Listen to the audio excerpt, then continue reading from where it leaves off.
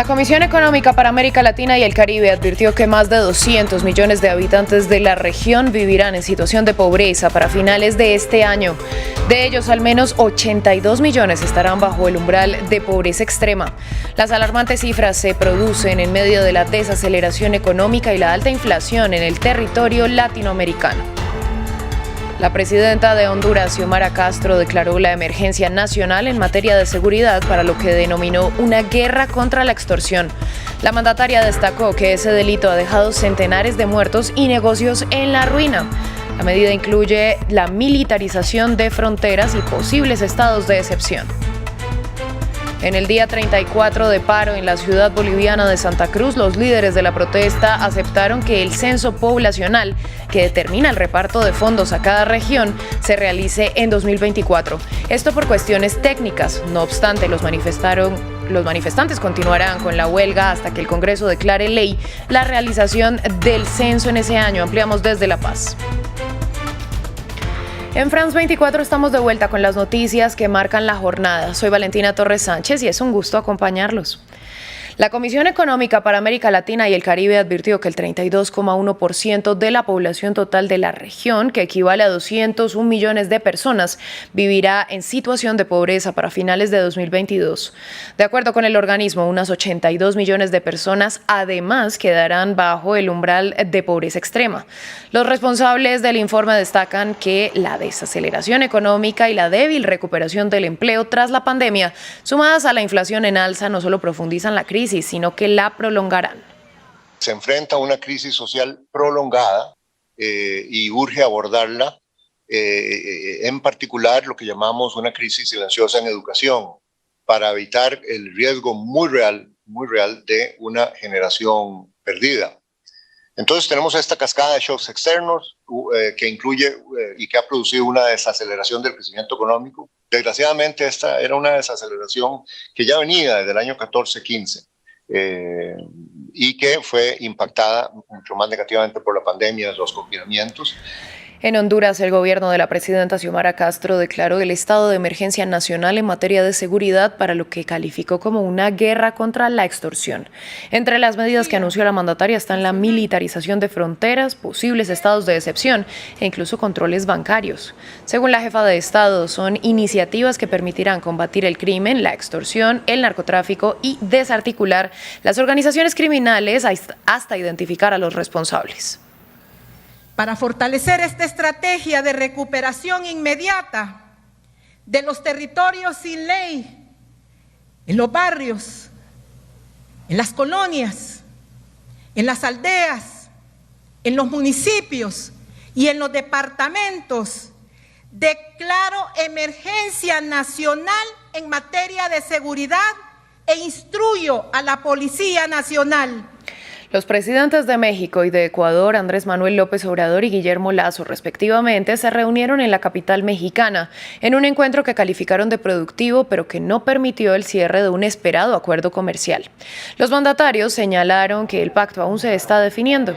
Ese tratado comercial es clave para que Ecuador pueda ingresar como miembro de pleno derecho a la Alianza del Pacífico, que actualmente integran México, Colombia, Perú y Chile. En Bolivia, en el día 34 de huelga en la ciudad de Santa Cruz, los manifestantes aceptaron que el censo de población se realice en 2024. Esto debido a motivos técnicos. No obstante, exigieron que la realización de esa medición poblacional quede estipulada en una ley. Ya la Cámara debate la iniciativa, pero falta que pase al Senado. Mary Vaca, corresponsal de France 24 en La Paz, nos dio más detalles. ¿Qué tal? Buenas noches. Bueno, durante esta jornada, luego de que los líderes de la protesta de Santa Cruz aceptaran que el censo de población y vivienda se realice en el año 2024, como venía pidiendo el presidente Luis Arce, la Comisión de Constitución de la Cámara de Diputados se ha dado la tarea de concertar un único proyecto de ley para llevarlo al Pleno de la Cámara de Diputados. Este proyecto de ley va a establecer dos cosas. Uno, que el reparto de recursos económicos con base en la nueva realidad demográfica de Bolivia se realice a partir de septiembre del año 2024 y que la redistribución de escaños parlamentarios también con los nuevos datos censales se produzca antes de las elecciones generales del año 2025, tal como piden los opositores y los líderes de la protesta protesta de Santa Cruz. Sin embargo, la gran incógnita es si es que se van a lograr o no los votos necesarios para aprobar este proyecto de ley, pues existe una persona en Bolivia que está en contra de este proyecto y es el expresidente Evo Morales, quien tiene una bancada todavía fuerte en la Cámara de Diputados y en la Cámara de Senadores, y él y sus diputados y senadores han dicho que van a votar en contra de este proyecto de ley. No quieren que se haga una norma para el censo porque consideran que eso les restaría autoridad al presidente Luis Arce. Por eso todavía no se sabe si esta ley va a llegar a buen término en ambas cámaras. Se cumplen 6 años desde la firma del acuerdo de paz entre el Estado colombiano y la extinta guerrilla de las FARC. En los actos de conmemoración participaron integrantes del partido FARC y madres de víctimas asesinadas, entre otros involucrados en el conflicto, que pidieron que la paz no se olvide y que los acuerdos se implementen. El secretario general de la ONU, Antonio Guterres, aseguró estar muy alentado por el compromiso del actual gobierno colombiano de redoblar esfuerzos en la aplicación del acuerdo. En Perú, camioneros y agricultores mantienen al menos 14 bloqueos en diferentes rutas en protesta por el alza de los combustibles y la escasez de fertilizantes en ese país. De acuerdo con los reportes oficiales, la mayoría de los bloqueos son sostenidos en la zona andina, en el centro y el sur del país, y se cumplen ya 3 días desde el cierre de las vías principales, lo que ha comenzado a generar inconvenientes en el comercio y el turismo. Las regiones de Tacna, Arequipa, Cusco, Puno, Ayacucho, Ancash y Piura son las más afectadas por estos bloqueos. El gobierno ya tiene los puntos, como por ejemplo el tema del combustible, el tema de la Sutran, el tema de la rebaja de los peajes, el tema del puerto seco, de los carros extranjeros al ingreso al Perú y del tema del combustible de contrabando.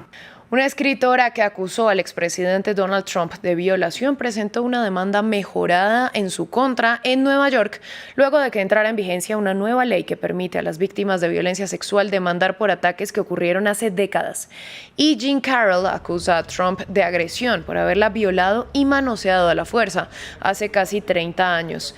En esta nueva demanda, Carroll busca medidas compensatorias y punitivas por daño psicológico, por dolor, sufrimiento, pérdida de dignidad y daño a su reputación. Y cambiamos de tema porque este viernes se juega la 6ª jornada del Mundial de Fútbol de Qatar 2022.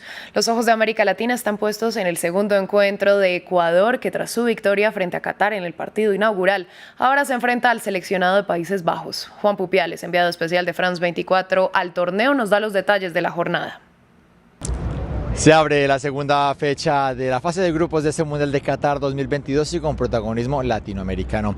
Ecuador se mide este viernes contra Países Bajos, ambos los países que ganaron, que comenzaron con victoria en el grupo A, en la Tri. Todo pasa por saber cómo se encuentra la rodilla de su goleador y estrella Ener Valencia, rodilla izquierda. Parece que finalmente estará en condiciones para jugar. Fue el que marcó los 2 goles en esa victoria inicial contra Qatar. Los ecuatorianos saben que una victoria contra los Países Bajos los pondría prácticamente en octavos de final. Con los neerlandeses, Memphis Depay estaría disponible para disputar algunos minutos. También tenemos otros 2 partidos por el grupo B. Juega Inglaterra, que aplastó a Irán por 6-2 en su debut. Lo hace contra Estados Unidos, que no pasó del empate contra Gales en su debut. Con los ingleses, finalmente Harry Kane estará en condiciones para jugar. Parece también que el defensa Kyle Walker podría tener algunos minutos y la duda sigue siendo James Maddison. Ahora en el otro partido de este grupo, el grupo B, será la Gales de Gareth Bale, que buscará su primer triunfo, lo hará contra Irán en esta Copa Mundo de Qatar 2022, que entra en una nueva instancia. Este 25 de noviembre se lleva a cabo el llamado Black Friday o Viernes Negro en numerosos países del mundo, una fecha marcada por importantes descuentos en productos de cara a la temporada navideña. Expertos han señalado que se trata de una jornada que este año está marcada por la alta inflación que se registra en muchas naciones. No obstante, se espera una participación masiva tanto este viernes como el lunes en el llamado Cyber Monday, en el que originalmente las mejores ofertas se encontraban en línea. Es todo por el momento en France 24, pero quédense con nosotros que volvemos en breve.